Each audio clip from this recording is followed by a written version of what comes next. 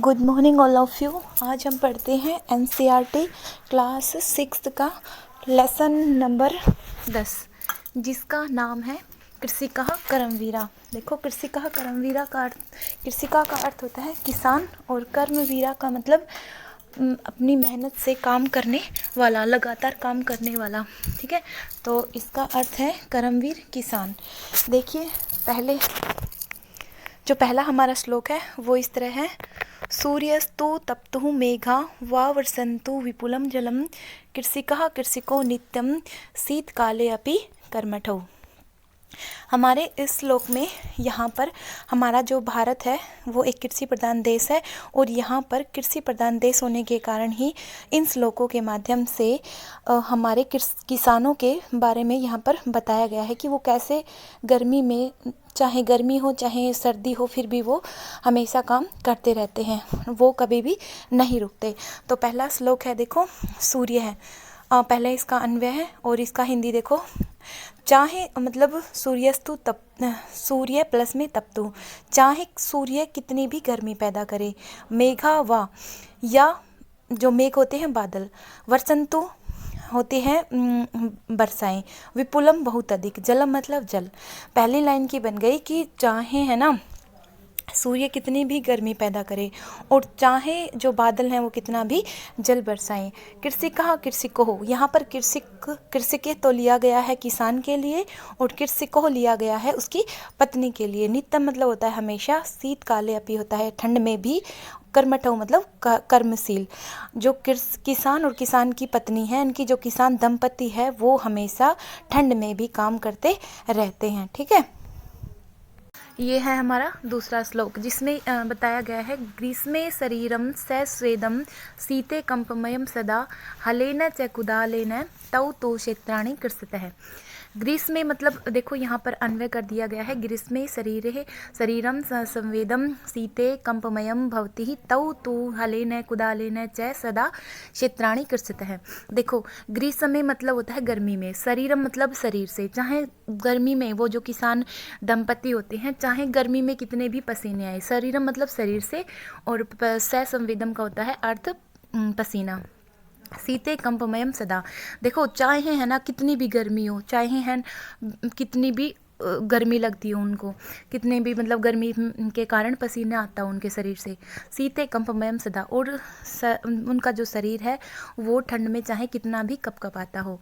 हलेन च कुदालेन, अब वो क्या करते हैं, तो मतलब वे दोनों, कौन, जो किसान और किसान की पत्नी है वो हलेन च कुदालेन, च का अर्थ होता है और, हलेन मतलब हल से, कुदालेन मतलब कुदाल से, हल और कुदाल से, तौ तु क्षेत्राणि कृषतः, वे दोनों मतलब जो किसान और किसान की पत्नी है वो हल और कुदाल से खेतों को कृषतः होता है जोतते हैं। ठीक है, मतलब फिर से देखो एक बार, वैसे इसमें हिंदी लिखी हुई है लेकिन मैं इसका एक एक अर्थ ऐसे बता रही हूँ ताकि आप मतलब एज इट इज़ इसमें से ना पढ़ के आप वैसे समझ सको।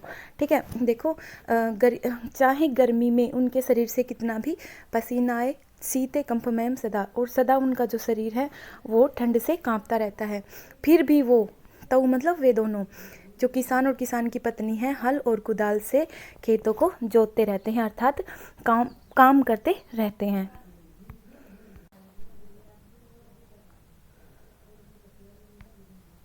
हाँ, ये हमने पढ़ लिया था ना, हाँ देखो ये पढ़ लिया था।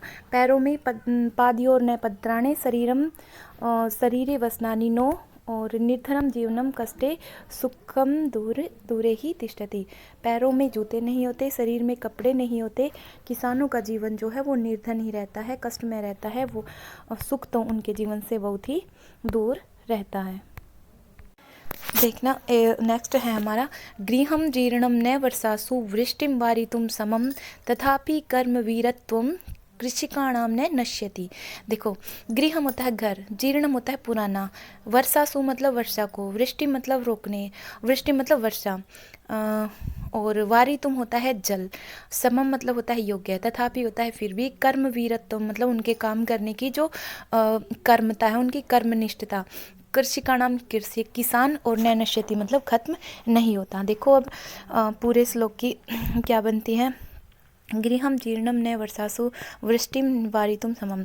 मतलब जो किसान दंपति होते हैं उनका जो किसान दंपति का जो घर होता है, गृह मतलब जो घर होता है, जीर्णे बहुत ही पुराना होता है, जिसके कारण क्या होता है कि उनके घर की जो छत है वो टपकती रहती है, वर्षा के जल को भी रोकने में समर्थ नहीं होती।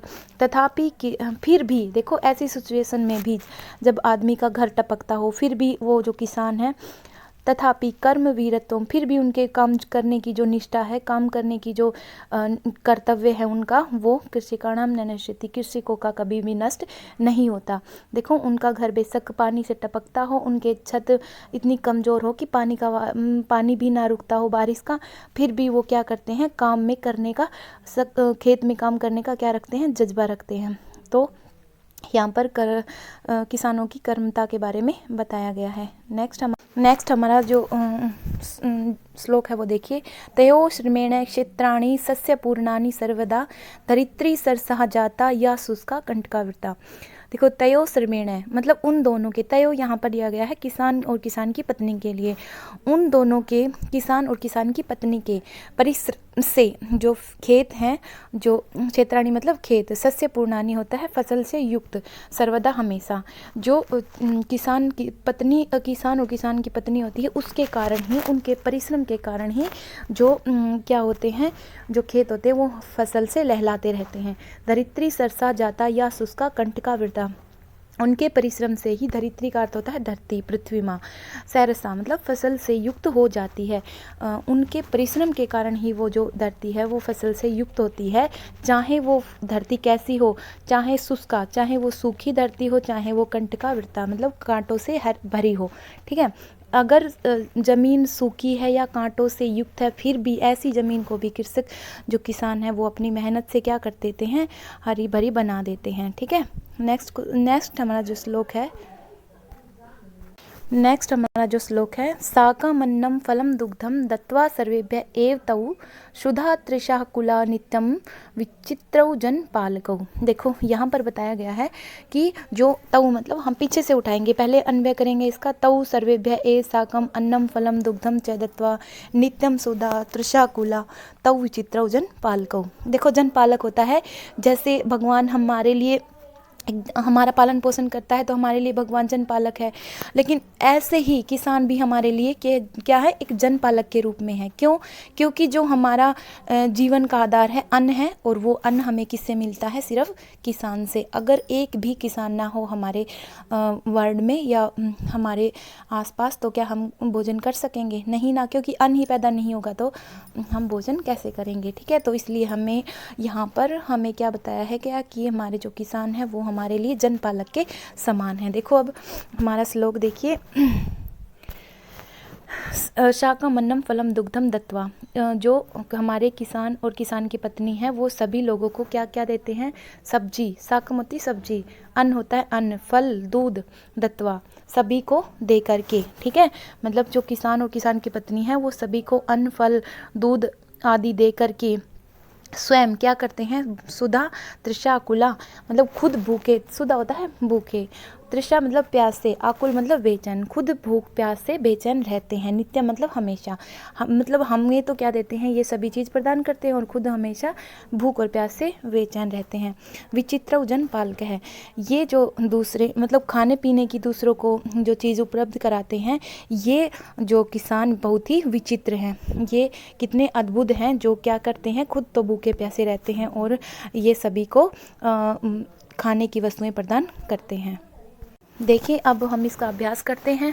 अभ्यास में हमारा पहला क्वेश्चन है, उच्चारणम कुरुतः, क्या करना, हमें पहले उच्चारण करना है। जैसे सूर्यस्तप्तुः जीर्णम शीतकाले अपि वारितुम ग्रीष्मे सस्यपूर्णानि पदत्राणे कंटकावृताः सुधा तृषा कुला। मतलब सूर्य तपस्तु मतलब होता है सूर्य तपाए, जीर्णम होता है पुराना, शीतकाले अपि होता है ठंड में भी, वारितुम होता है रोकने के लिए, ग्रीष्म में होता है गर्मी में, सस्य पूर्णानी होता है फसल से युक्त, और पदत्राणे होते हैं जूते, कंटकावृता होता है कंठ से युक्त, और सुधा तृषा कुला होता है भूख और प्यास से बेचैन। ठीक है,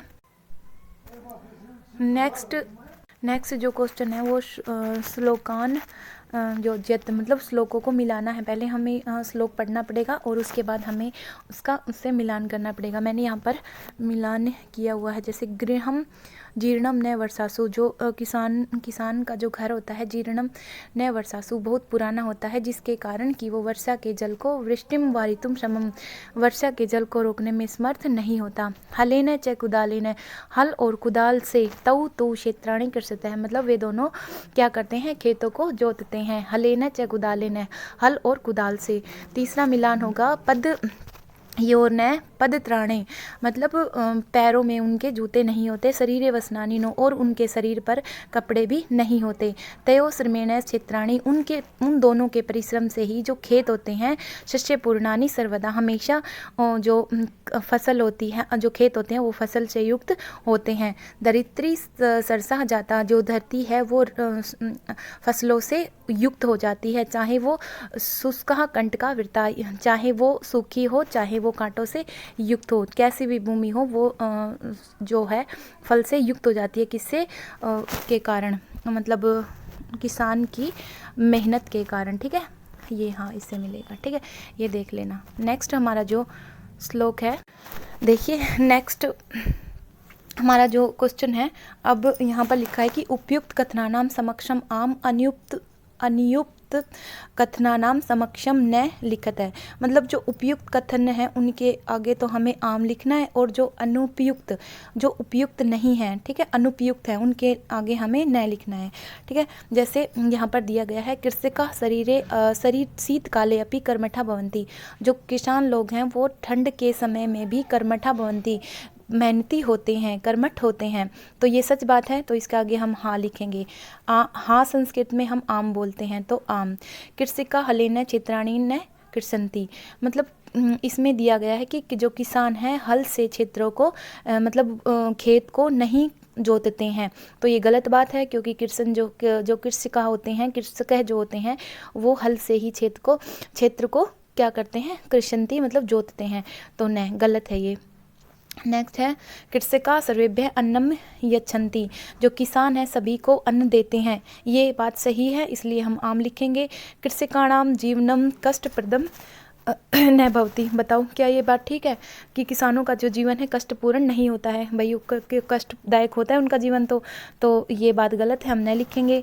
कृषक है क्षेत्राणी सस्य पूर्णानी करोति, जो किसान है वो भूमि को फसलों से युक्त करते हैं। हाँ करते हैं, बिल्कुल सच बात है, तो आम लिखेंगे। नेक्स्ट है शीते शरीरम कंपनम न भवती, शीते शरीर मतलब ठंड में शरीरे, जो उनका शरीर है कंपन नहीं करता, मतलब जो ठंड में उनका शरीर क्या नहीं कांपता। तो हमने तो पढ़ा था कि ठंड में उनका शरीर कांपता है। ठीक है, तो ये बात क्या है, गलत है, कांपता है उनका, तो और इन्होंने बोला है कि नहीं कांपता। नेक्स्ट है श्रमेण धरित्री सरसा भवती, उनके श्रम से, परिश्रम से धरती है जो फसलों से युक्त हो जाती है। तो हाँ ये सच बात है, क्योंकि उनकी मेहनत से ही धरती जो है हमारी फसल से युक्त हो जाती है। नेक्स्ट हमारा क्वेश्चन है मंजूषात प्रिय वचनानी मंजूषात प्रिय वचनानी चित्वा लिखत है, मतलब पर्यायवाची हमको चुनकर लिखने हैं। वसनानी का होता है वस्त्र का मतलब होता है कपड़े, और वस्त्राणी का मतलब भी कपड़े होता है। सूर्य का मतलब सूर्य, रवि का मतलब भी सूर्य, तृषा का मतलब होता है प्यासा, और पिपासा का मतलब भी प्यासा। विपुलम का अर्थ होता है ज़्यादा, अधिक कम का अर्थ भी अधिक होता है। जीर्णम का अर्थ होता है पुराना, और जर्जरम का अर्थ भी होता है पुराना। तो ये हमें एज इट इज़ वाक्य लिखने थे, जो ये हमें दिए गए हैं ये हमें लिखने थे यहाँ से उठा के तो ये हमारा कंप्लीट हो गया। नेक्स्ट क्वेश्चन है हमारा, देखिए नेक्स्ट क्वेश्चन है हमारा 5वां, मंजूषात विलोम पदानी चित्वा, उसमें हमें पर्यायवाची चुनने थे। इस क्वेश्चन में हमें क्या करना है कि विलोम यानी कि उल्टे जो विपरीत अर्थ हैं वो हमें लिखने हैं। देखो अब हम इसका विपरीत अर्थ लिखेंगे। सुखम का अर्थ होता है सुख, दुखम इसका विपरीत। दूरे मतलब दूर में, पासरे मतलब नज़दीक। निर्धन का होता है मतलब गरीब, धनी कम का होता है धनी। समम का होता है योग्यम, योग्य। असमम का होता है अयोग्यम। और ग्रीष्म में होते हैं गर्मी में, शीते मतलब ठंड में। सरसा मतलब फसल से युक्त, नीरसा मतलब रस से विहीन। ये रस से युक्त कह सकते हो, ये रस से हीन कह सकते हो। ठीक है, ये हमारा अपोजिट था। नेक्स्ट क्वेश्चन देखते हैं। देखिए नेक्स्ट क्वेश्चन है हमारे हमें प्रश्नों का निर्माण करना है। ठीक है, हमारा पहला प्रश्न है प्रश्नानाम उत्तरम लिखत है, पहले इसमें क्या दिया गया है कि प्रश्नों के उत्तर लिखो।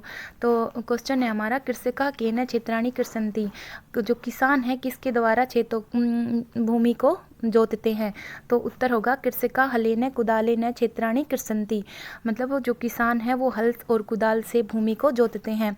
नेक्स्ट हमारा क्वेश्चन है केसाम कर्म वीरत्वम न नश्यति, किसका वीरत्वम कभी नष्ट नहीं होता। तो हमने पढ़ा था किसानों का जो कर्म वीरत्वम है कभी भी नष्ट नहीं होता, तो यहाँ पर ये आ जाएगा किसकी जगह, केसाम की जगह। नेक्स्ट हमारा क्वेश्चन है श्रमेण का सरसा भवती, परिश्रम से क्या रस से युक्त हो जाती है। तो श्रमेण धरित्री सरसा भवती, परिश्रम से धरती जो है वो रस से युक्त हो जाती है। नेक्स्ट हमारा क्वेश्चन है कृषका सर्वेभ्य किम किम यच्छन्ति, मतलब जो कृषक हैं किसान हैं वो सभी के लिए क्या क्या देते हैं।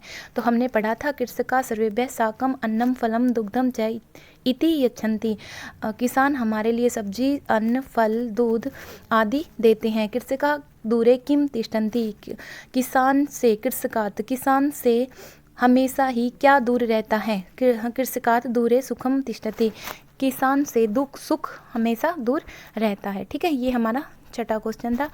पार्ट हमारा यहाँ पर शायद खत्म हो चुका है।